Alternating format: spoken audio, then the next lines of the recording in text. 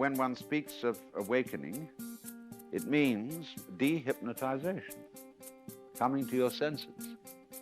But of course, to do that, you have to go out of your mind.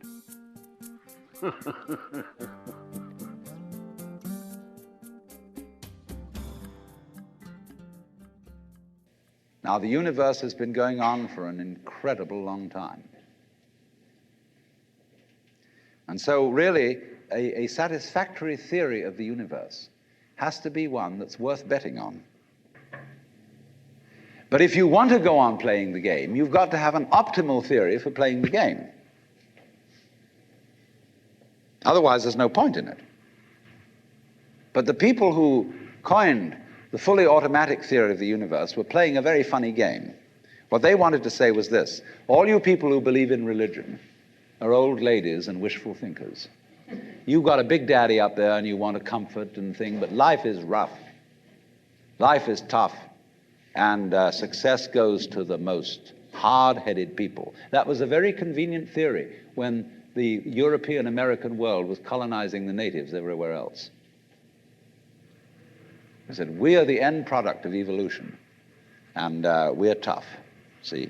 I'm a big, strong guy because I face facts, and life is just a bunch of junk, and I'm going to impose my will on it and turn it into something else, you see. And I'm real hard. See, that's a way of flattering yourself. And so it has become academically plausible and fashionable that this is the way the world works. In academic circles, no other theory of the world than the fully automatic model is respectable. Because if you're an academic person, you've got to be an intellectually tough person. You've got to be prickly. See, there are basically two kinds of philosophy. One's called Prickles, the other's called goo. And prickly people are precise, rigorous, logical. They like everything chopped up and clear. Goo people like it vague. For example, in physics, prickly people believe that the ultimate constituents of matter are particles. Goo people believe it's waves.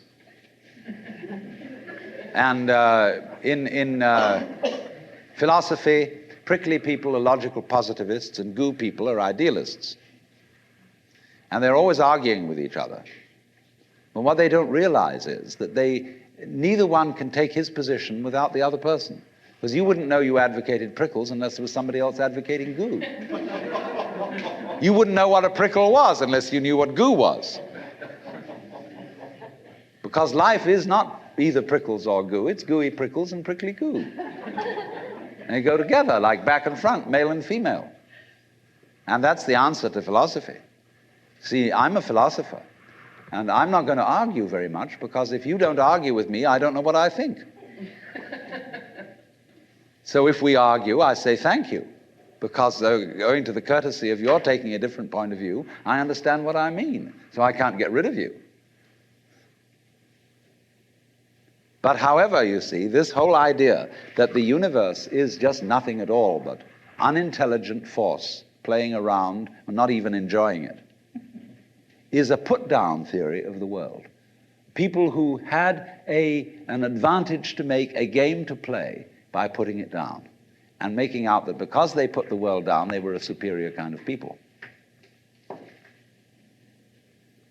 So that just won't do. We've had it. Because if you seriously go along with this idea of the world, you're what is technically called alienated. You feel hostile to the world. You feel that the world is a trap. It is a mechanism, it's electronic and neurological mechanisms into which you somehow got caught.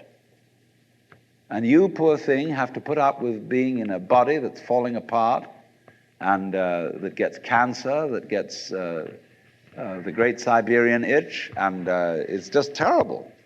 And these mechanics, doctors are trying to help you out, but they really can't succeed in the end. And you're just going to fall apart, and it's a great... So you see, all I'm trying to say is that the basic common sense about the nature of the world that is influencing most people in the United States, the fully automatic model, is simply a myth. If you want to say that the idea of God the Father with his white beard on the golden throne is a myth, in the bad sense of the word myth, so is this other one. It's just as phony and has just as little to support it as being the true state of affairs. Why? And let's get this clear. If there is any such thing at all as intelligence and love and beauty, well, you found it in other people. In other words, it exists in us as human beings. And as I said, if it is there in us, it is symptomatic of the scheme of things. We are as symptomatic of the scheme of things as the apples are symptomatic of the apple tree or the rose of the rose bush.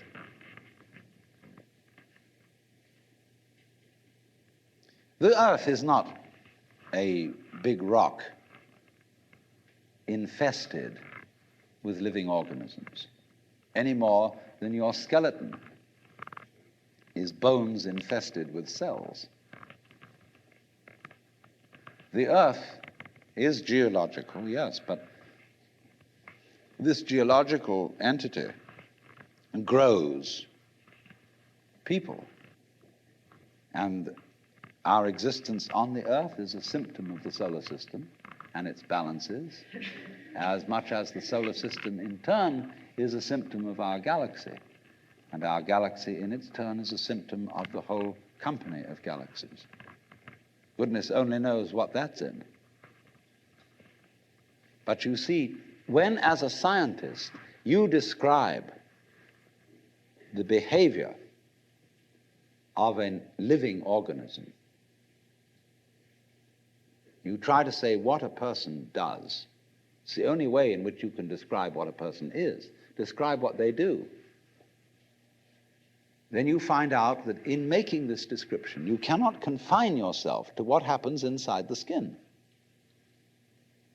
In other words, you can't talk about a person walking unless you start describing the floor. Because when I walk, I don't just dangle my legs in empty space. I move in relationship to a room. And so in order to describe what I'm doing when I'm walking, I have to describe the room. I have to describe the territory. So in describing my talking at the moment, I can't describe this just as a thing in itself because I'm talking to you. And so what I'm doing at the moment is not completely described unless your being here is described also. So if that is necessary, if in other words, in order to describe my behavior, I have to describe your behavior and the behavior of the environment, it means that we've really got one system of behavior. That what I am involves what you are. I don't know who I am unless I know who you are. And you don't know who you are unless you know who I am. There was a wise rabbi once said, if I am I because you are you, and you are you because I am I, then I am not I and you are not you. In other words, we're not separate. We define each other. We're all backs and fronts to each other. You know, you can't, for example, have two sticks. You lean two sticks against each other and they stand up because they support each other. Take one away and the other falls. They interdepend. And so in exactly that way, we and our environment and all of us and each other are interdependent systems. We know who we are in terms of other people. We all lock together. And this is again and again the serious scientific description of how things happen. And any good scientist knows, therefore, that what you call the external world is as much you as your own body. Your skin doesn't separate you from the world, it's a bridge. through which the external world flows into you, and you flow into it. Just, for example, as a whirlpool in water, you could say, because you have a skin, you have a definite shape, you have a definite form. All right? Here is a flow of water, and it suddenly does a whirlpool. And then it goes on. The whirlpool is a definite form, but no water stays put in it. The whirlpool is something the stream is doing. And exactly the same way, the whole universe is doing each one of us. And I see you today, and I recognize you tomorrow, just as I would recognize a whirlpool in a stream. I'd say, oh yes, I've seen that whirlpool before. It's just near so-and-so's house on the edge of the river, and it's always there. So in the same way, when I meet you tomorrow, I recognize you, you're the same whirlpool you were yesterday. But you're moving. The whole world is moving through you. All the cosmic rays, all the food you're eating, the stream of steaks and milk and eggs and everything is just flowing right through you. When you're wiggling the same way, the world is wiggling, the stream is wiggling you. But the problem is, you see, we haven't been taught to feel that way. The myths underlying our culture and underlying our common sense have not taught us to feel identical with the universe, but only parts of it, only in it, only confronting it, aliens.